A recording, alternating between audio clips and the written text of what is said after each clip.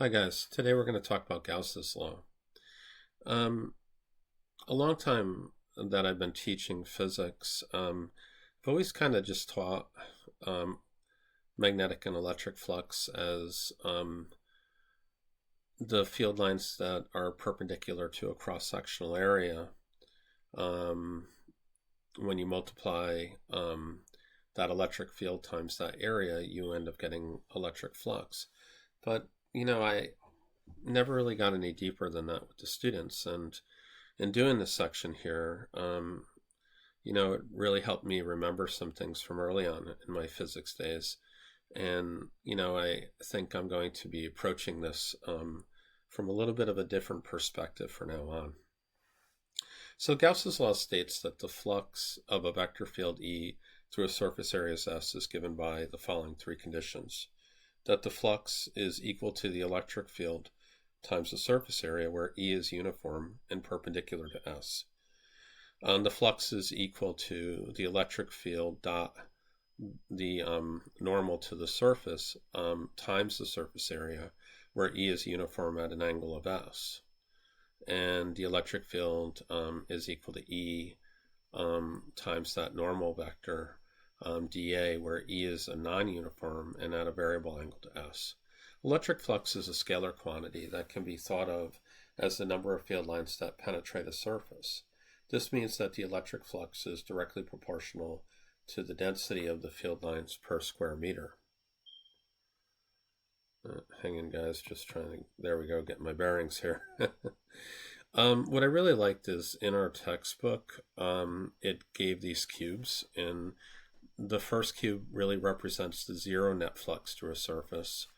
The second cube, B, represents a positive net flux through the surface, and the third cube, C, represented a negative net flux through the surface. And it took me a little bit of time to really think about these concepts again. But what I really liked about this is that with the zero net flux is when we establish a normal to the surface, we kind of create a two-way street where when field lines are coming in one way to that normal, then they're going to be coming in the opposite way to that normal, creating a zero net flux. So when these field lines pass through the surface area, the net flux through that surface area is zero. The positive net flux really shows that we get the same type of thing with the green box, where if we look at the field lines in the lower part of that box, like on the left and right hand side, they're passing through the box and we're getting a net zero flux. But the field lines that go through the top are actually originating inside the box. And therefore, those field lines do not establish a two-way street. And we end up actually getting a positive net flux through that box. Now, the last box that's down here, we get what's called a sink here.